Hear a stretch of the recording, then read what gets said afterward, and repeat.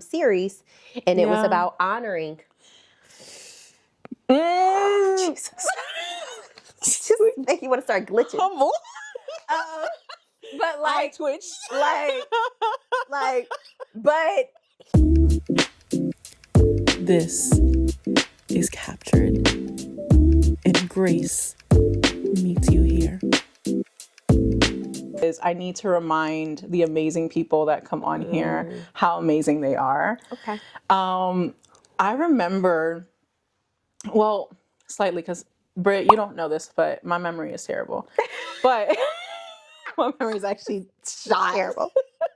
But I remember one of the first times that we met, or we just interacted, and this was obviously at our church.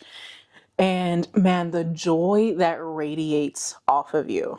Like, oh my God, I got choked up. So I'm like, so now you're just gonna make me cry within the first couple seconds. Cool. Like, but are you aware of the joy that radiates off of you? Like, man, like, and you don't have to say much. Just like, oh no. And you gave him space. And I'm like, come here. You give the best hugs. Like, you give the best hugs. And not only that, you gas other people up. There is not a time that I don't walk into church and you don't like compliment an outfit or my hair or something along those lines. Because it's deserving. Thank you. Seriously. No, like. And like, I'm like, Britt, I already got a big head. Stop. And she's like, no, it's perfect. And the thing is that there's just like, you can really feel the anointing over your life, the way that you pray over people. Man, like, I don't know, but I feel like sometimes when you've prayed over me, as you're such a prayer warrior, when you've prayed over me, like, I feel like you feel what I'm feeling. And like, you just like spill all that you have, like for the person that you're praying for. Oh, Jesus. And that's just like, man, like, Britt is that girl. Oh Lord, it's truly the Holy Spirit. It is. It's truly. There is. I feel like, Lord, what It you is. want me to say? What you want me to say now, Lord? Like, I'm shocked. Yeah. I'm shocked. I'm shocked. Really? No, and that's the thing. I think I've prayed over people before, and they've said something like, "You weren't even over here. We were just having a conversation about this, and you literally just prayed," and it literally gave me chills. I was like, "Okay, all right."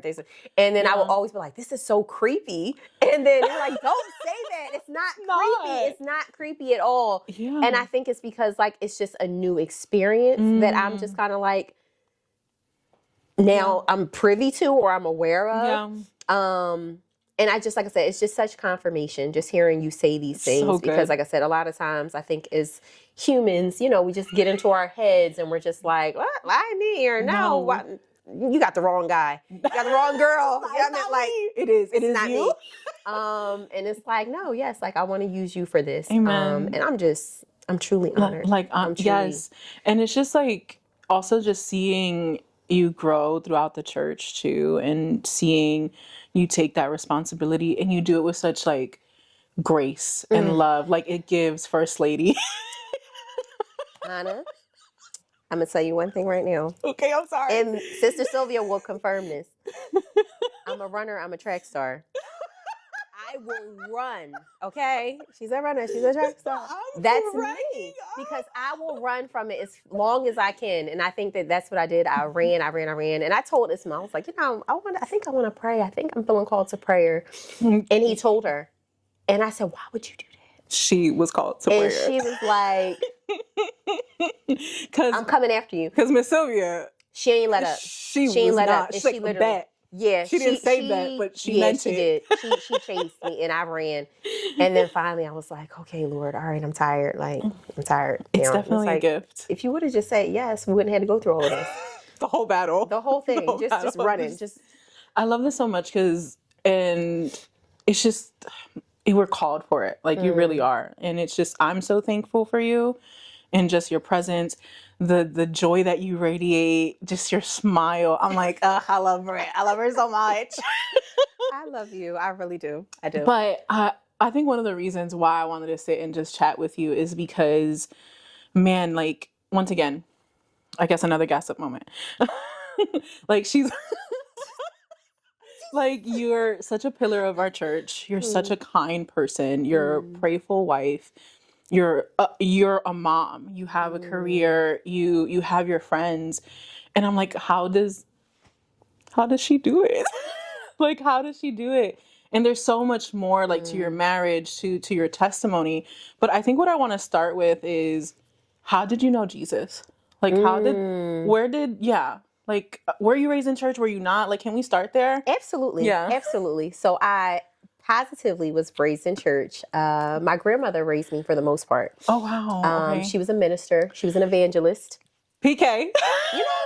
Evangelist, like prayer warrior. My God. So she raised me. So I was in church every Sunday. I used to praise dance. I was on like junior ushers. I can see you doing a praise dance. Listen, I was in it, okay? I was in it. And I felt like when I praise dance, I really, like, that was the first time I really felt like I felt the Holy Spirit when I danced, like and I felt like that worship. I know that now as an adult, but as a child, I didn't know what that was. It was just like, okay, I'm in a church, I'm dancing for the Lord, I'm dancing in front of these people, and I didn't know, it didn't hit me. And now, of course, when I see praise dancers, it does a whole another thing for me. Another thing, and it takes you back. It takes me back, and it always reminds me, like, Lord, do I need to be praise dancing again? Like, do I need to be worshiping you in that way? But yes, so I grew up in church. Grandmother raised me. Yeah. I would see her like Saturday mornings. Like, I remember this memory in my mind, coming down the steps, and she would be laid out on the floor praying, and I would be like, oh, let me go back upstairs. Like, did she have a prayer pillow? You know what? Now that I think about it, I don't remember. But I remember her being like on the floor. And I'm like, let me not bother. Let me go back up the steps. Reverence. And I saw that. And it never, again, dawned on me. But I know that she was very powerful in her prayers. Amen.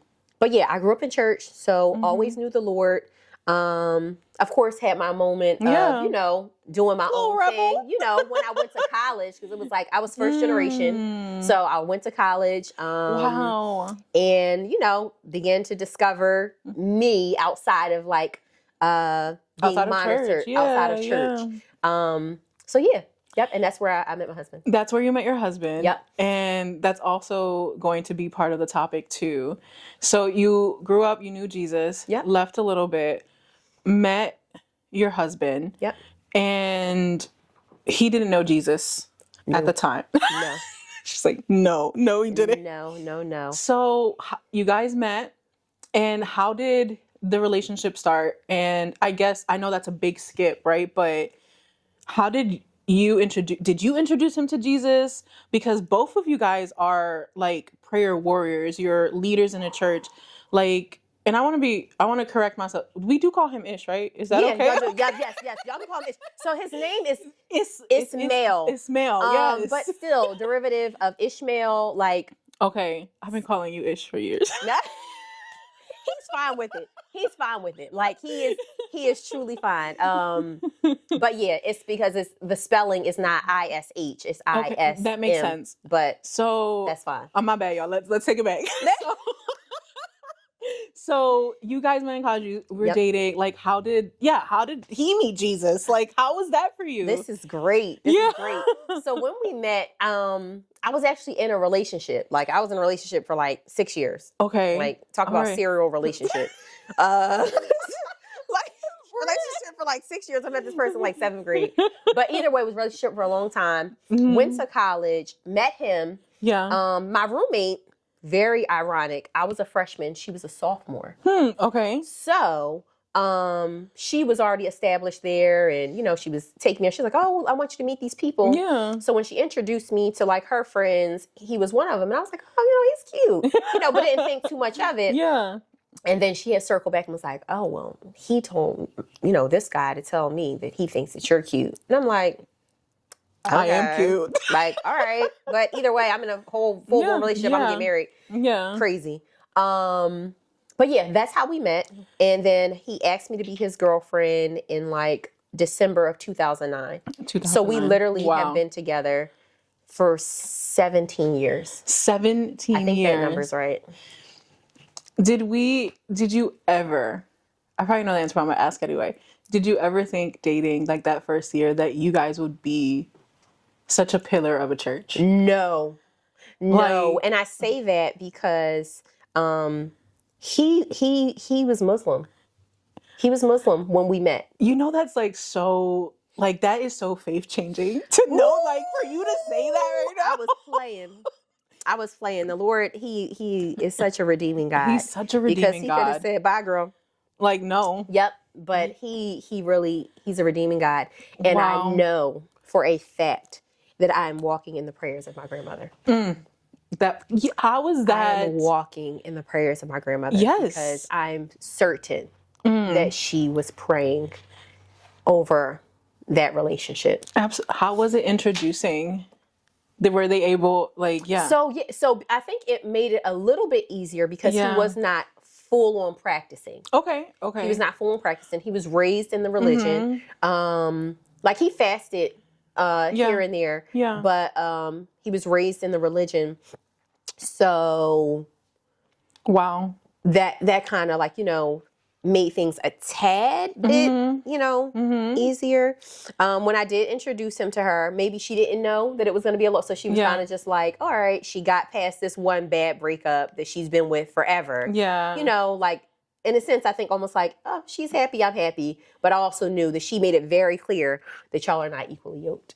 She was not. She was like, no hair on her tongue. She was like, y'all are not equally yoked. And I was just, when you're young, like, you start to, like, twist things in the Bible when you know it. Like, God is love. Like we're supposed to love people. Like, God is love. And that's kind of the stance that I tried to take. Man, I'm still processing because it's not that it's crazy because the Lord, like, he's like, this is his thing. Like, these are the stories that he masters in. Yes, he does. But I'm still processing because it brings me so much joy because no one would think that. Like, like, to see you guys now, your family, the way that you guys speak over people, the way that you guys explain the word.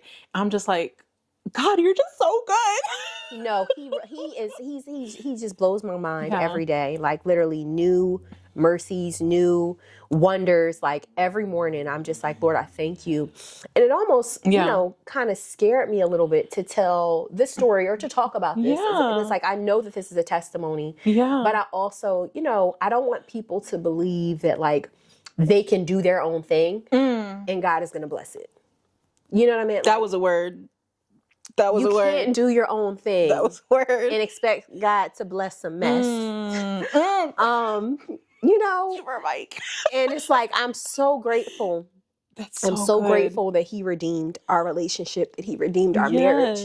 But, that's not how people think, like, oh, this is a prescription for this sickness. Like, or it's okay to do this. It's okay to do it's this. It's going to happen the same way. Yeah. I love that. I love that so much because you're also aware, like, you were aware, like, looking back, like, we weren't equally yoked and I still decided this, but there was still a story. There's still something that the Lord wanted to do. So I love that you said this because I kind of want to ask, like, when did you guys go to church together? Like, how did that come about? Ooh. Yeah. The Lord began pursuing Ismael on his own. Again, I had in my mind craziness, just crazy, young and crazy. I'll have my faith, he'll have his, and I'll take him to church. And if he want to take him to the masjid, my grandma was like, you cannot serve two gods. You cannot serve two gods. Yes, grandma. She was on it. But I had this thought that that's what was going to happen. But God began to pursue Ismael on his own. Like, just began to drop things in his spirit and reveal things to him. So I continued, like, I would have Bible study with my girls. Yeah. I'd come home because, of course, we lived together before, we got married. And he would say, oh, how was it? I always was open. Like, how was it? I'm like, it was good. Like, this is what we talked about. And I would always share the gospel of what we talked about, but never like pushing it or pressing it on him. Yeah, yeah. But yeah, he just began to reveal himself to my husband in so many different ways. Then he began to talk to my grandmother about it and ask her questions. Did that melt your heart a little bit? I'm still, as long as it's been, so I'm still kind of like in awe. Like, is this real? Like, am I living in a reality right now? Like, I'm so amazed. I'm so amazed. It's so redeeming. Yeah, that she was able to, have those conversations with him. And I want to say, I can't remember the exact time frame, but I remember we went to a church in West Philly, really good church. And I remember, who was it that sings that song? But it's like, you waited And that was the song that was being sung when I think like he Is it an elevation worship song? I think it's, what is his name? Oh, it's gonna Dante Bowman? No. I gotta remember it. Now you're gonna send it because I want to listen to it. I know. I'm like, now I'm gonna go down a rabbit hole. But it's on like my little Sunday playlist that I have. But it's like you waited. Yeah. And it was just so beautiful because I'm just like, I feel like that spoke, to him. You know what I mean? Like hearing that song, that a gospel song that really just spoke to him. Like God like waited for him, like to come. So it's woo. It's woo. I love that so much because like the Lord, like hearing it, like the Lord, like I'm preparing him because he's going to lead the family that you currently have now. And he tells me all the time, like when I would ask him, I'm very big on like, what does your name mean? Because my name doesn't mean anything, and I'm just like, Mom, why did you name me something with meaning? You gave it meaning. So I'm like, Mom. But his name means, I think, like God will hear. I think in I don't know, right? I can't. It's okay. But either way, it means God will hear. Yeah. And I'm just like, wow, like that's really deep. Like that's amazing. And then I think we began going to our church in about 2018. Okay. And then got adopted, I think, in 2019, maybe. My God. So that's so good. Yes, that is when everything began to like really take off. Yes. And then, so that was 2018. What is it now, guys? 2025. Yep. Well, technically, almost. It would be 2026 when this is out. My bad. Marty on the side, like, girl. She might edit this out. But it's just, again, like, I'm processing, and it just brings me so much joy once again to see that story and the way that the Lord was pursuing Ish, like pursuing him and preparing you for like the ministry, the leadership that you guys are in. And I love that so much. And it's just like proof that the Lord, there's no one ever too far gone. Oh my God. Like ever too far gone for the grace and love of God. No.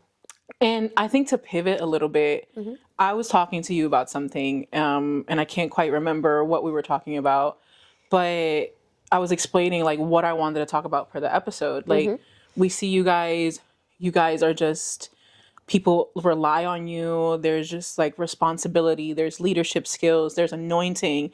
And man, that costs something. Oh, Jesus. That I'm as a single girl and seeing like a marriage, and I'm going to kind of pivot a little bit again, segue.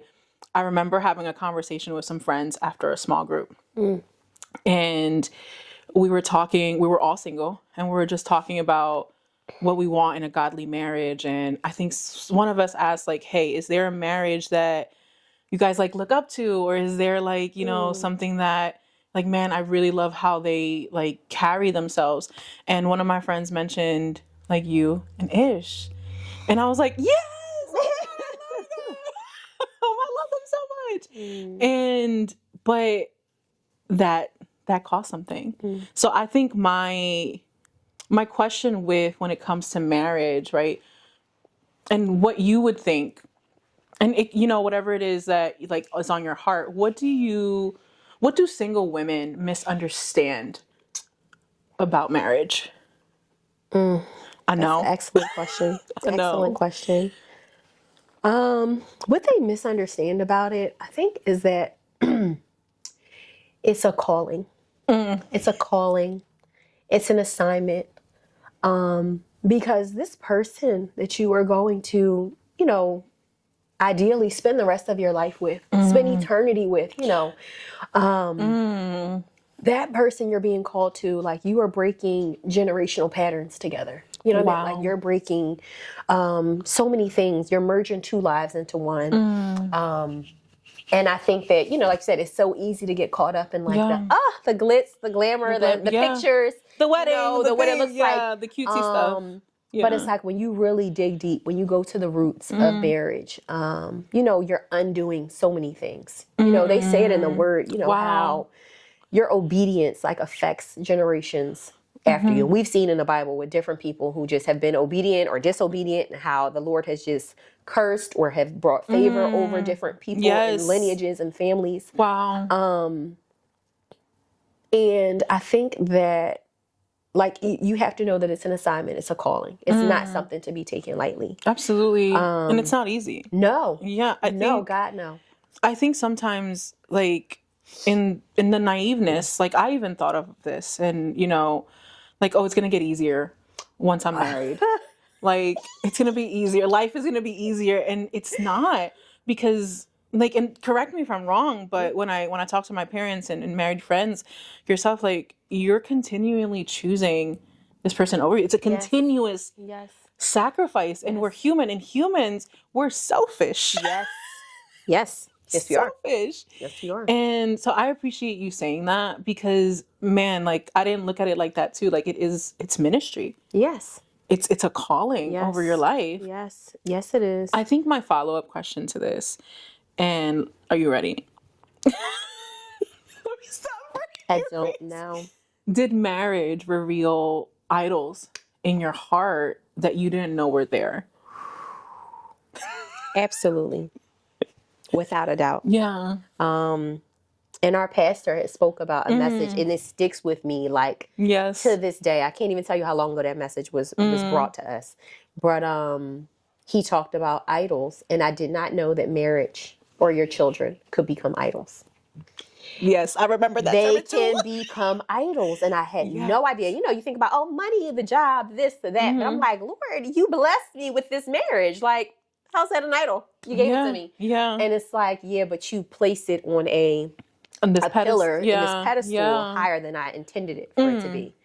And I will tell you that will be a lot of things that will hold me back from even, like, joining the prayer team and doing things for the Lord. It's like, I told myself, like, well, my marriage, my family is my first ministry. And although that is true, you know, the Lord still calls you to something else. And it's like, I would abandon the other things because it was like, I just had to be. I just said, and that, of course, rewinds back to the trauma that I had where, you know, maybe I didn't have my mom there all the time. My grandmother was there. But, like, I felt like as a mother, I needed to not miss. I needed to be. And I don't come from a family of healthy marriages. So a lot of the women in my family are, you know, single. Or divorced, you know what I mean? Or separated. So just like having that, like, this has to be this, it became an idol for me. And I would find myself turning down things like, well, I can't do that because I need to be here. I need to do this. And that was first, and not God. Not the things that the Lord wanted me to do. And that dawned on me. Thank you for sharing that. Yeah. That was definitely needed, like, even for myself, like, that portion of, like, not coming from like healthy marriages too, that, and it projects and we don't even know that it's projecting. Wow. I needed a moment to process that. That was good. No, you're fine. Thank you. Cause it's, like, speaking over my life too. I think this also comes with the question too, like, what did God have to strip away in you before, like, you guys got married? You said that you guys were living together, you know, eventually you got married, you found the church, whatever the case may be, right? And not in that way, but do you feel like God had to strip something from you? Absolutely. Yeah. Absolutely. Yeah. I believe that I've always struggled with an issue with control. Bum, bum, bum. I'm sure that's many of us. My God. But right here? I just had to control, same thing, like the environment, you know, my children. And like I said, that can stem from trauma. That can, you know what I mean? Like generational patterns, you know, women like you having to control, not allowing the man to lead. So there is, you know, there's just so many layers. There's so many layers. But I definitely had an issue with thinking that I could control things and the outcome of things and things of that nature. We got married in 2016, just to backtrack. Yeah. We found the church around, say, 2018. Adopted in 2019. Wow. Had our son in 2019. And my grandmother, who raised me, of course, found out she had bladder cancer as soon as I had my son, and then took her in April into our home. Wow. So very recent. Yes, that was a lot of stuff happening. A lot of things happening at one time. Yeah. So I was her caregiver. And then, you know, she passed away in 2020. And I think that, you know, a lot of times people will say that they know God or they have a relationship with God when they're really holding on to someone else's relationship with God, and that is their person. Yeah. And I think when I lost my grandmother, I realized that she also, in a sense, was an idol to me. Yeah. And I was holding on to her spirituality, her relationship with God as my own. And I think that really propelled me to draw my own relationship with the Lord, you know, to really develop my own relationship with him. And that was the first sense of like, I can't control things. Because I prayed and I was like, Lord, I want you to heal her. I want you to heal her. And it's like, sometimes the Lord may not answer your prayers in the way that he should. And that was my first sense of like, I have no control over things. And then, you know, shortly after that, you know, things begin to happen. I would say like one of the hardest years of our marriage. I want to say it was like the end of 2023. Like for like a little over a year, that was just kind of like the Lord really just saying, you have to submit, you have to release, and you have to allow me to move and, you know, like really lean on me. Not on your own, but lean on me. Because I didn't think like what we were going through and the spiritual attacks that were happening, spiritual attacks that were happening. Of course, they came generational from him. Yeah. You know what I meant? Like his father's decisions and, you know, how that affects him. And you're still grieving. I'm still grieving. You know what I mean? And I was just like, you know, we may not make it. Like, we may not be together. Wow. And I really, like, that's, I think, when I really leaned into the Lord and just prayed, like, Lord, I just have your way. Because clearly I'm not in control. So do only what you can do, because I can't do anything. That's so Because, good. of course, in my own flesh, you know, I'm just like, well, you know, because the women in my family, like, I'm fine. I can do it by myself. I got this. You know what I mean? And it's like, Lord, you know, no, like, what do you want? You know what I mean? Like, not what do I want? Like, dying to my flesh. Yes. Dying to myself. Your heart posture changed. Yes. Like, it was just, like, man. Yes. Wow. And I really was, like I said, like, on my knees, like, writing out prayers, like, interceding for myself, for him, you know, and I did not want to pray for him at the time. Yeah, I didn't want to pray for him. Like, when the Lord says in the word, like, to pray for your enemies, like, do you know how hard of an ask that is? And not to say that my husband was my enemy. I'm sorry, because we know the Lord. But it's like the enemy was working. Yes. You know what I meant? Like, was working. It just makes so much sense that he was trying. Like, to see, there was this one day, like, just to segue a little bit, but this just makes so much sense. Like, knowing you guys and seeing how you guys serve with so much, like, tenacity and grit and just, like, consistently. Like, of course the enemy wanted to be corny. Like, oh of my course he wanted to attack y'all. Like, like, of course. And of course, and using the idol that I created. Yeah. Because I know that that's what's gonna, like you said, like when you said in the beginning about like the joy that I have. And I have a girlfriend of mine who always just says, like, I really do believe that God has gifted you with just faith, like huge faith. And just like she said, like your joy, like the light that you have. Yes. And I think that, you know, how the way the enemy can attack some people in different areas, like he knew, because he's strategic and he's dusty, you know, he's so dusty. You know what I mean? Like, he knows how to, like, hit your spots. And I think, like I said, he knew that that was a spot for me. You know what I mean? Like, my family, of course. And it's like, if I can just dismantle this, old girl, she gonna be done. Wow. There's so much growth in that, and you saying that too. Oh my goodness. Like, she'll be done for. Like, she thought she was faithful. She thought she had joy. She thought that she had peace. She thought she had this. Like, I'm gonna do this, and she's not.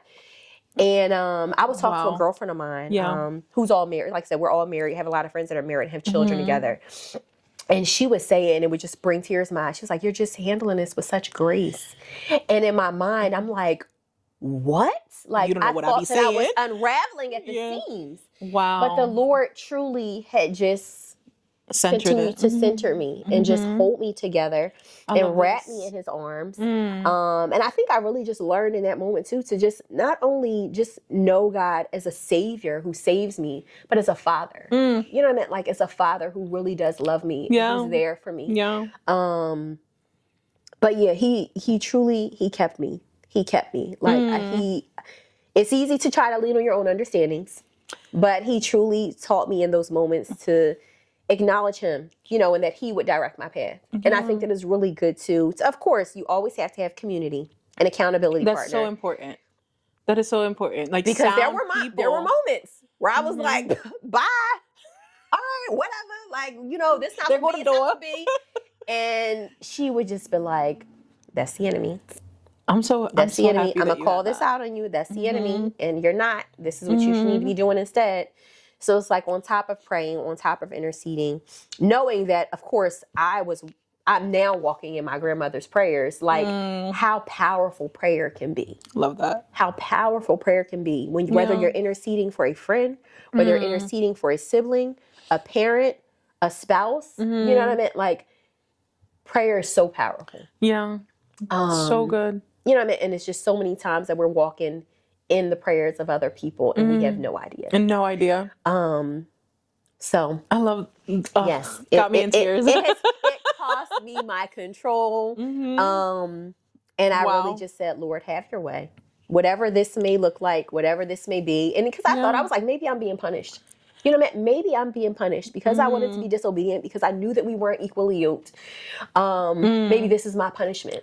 The way that our thoughts just like, You know, but the Lord, he is truly, he strengthened me. Oh my gosh. In ways unimaginable in that season. Yeah. The whole story, like, it's just like proof that God exists and that he listens. Yes. And that he is like the best author of our story. Yes. Yes. Man, that was so good. I think I have a follow-up question again. Of course. And I know we were talking about, you know, like, you radiate joy, and I know that's been a constant thing, but it's the truth. Like, you radiate this light. But were there moments where obedience felt heavier than that joy? Yes. You know, because I think there was, like, I'm hearing too, like, there's just so much obedience in it too. And like, your posture changed, the way that you're like, I have to sacrifice, you know, for this control. So yeah, were there moments where obedience felt heavier? Absolutely. And what that was like. And of course, I'm gonna bring it back again to the word, because you know, thank God for pastors. You know, thank God for pastors. You know what I mean? They truly bring us to the word, point us to the word, and feed us. Because again, our pastor did another series, and it was about honoring. Jesus. Just make you want to start glitching. Humble. But like, I twitched. But he talked about honoring, you know, even when that person does not seem honorable. Want to be more like Jesus? And when I say, Lord, that was the part that kind of was just like, this is not fun. This is not, I don't find joy in this. I don't find happiness in this. When I want to like, boop. Let's go. Like, period. You know what I mean? Like, it was like, no, like, I'm going to honor this person. Like, you have made a covenant with this person, whether it was before the Lord or not, you know, because he wasn't saved at the moment. You have made a covenant with this person. Yeah. And, you know, in the word, it tells you, you know, like, to honor, to respect your husband. And even when I felt like he was not honorable in that season of our lives, I continued to move as if nothing was happening. I continued to trust the Lord, like, Lord, have your way, whatever it is. But we're not divorced, you know, we're not separated. So I can't move independently as if like, and I just continued to move as a wife would. I continued to pray for him. I continued to, you know, of course, you know, cook and do things and be the wife. Be the wife. Yeah. Wow. Yeah. So I'm hearing a lot, you know, again, as a single girly, pride can't exist too often in marriage. No. Like, it's swallowed a lot. Oh my gosh. Like, and I don't think people outside of marriage can see that so often. Like, consistently having to, okay, Yeah. You know, like, Lord, have your way. Yeah. It's easy to love people. You know that when it's good. It's easy. What? I can do this. What? I can do this. So, but yeah, wow. When it's not, you know, when it's rough, that's the true test. That's all for today's episode. Thank you so much for spending time with me. I honestly and wholeheartedly do not take it lightly. Please consider subscribing or following us on social media to continue with Captured Podcast. Thank you so much, and I'll see you guys on the next episode.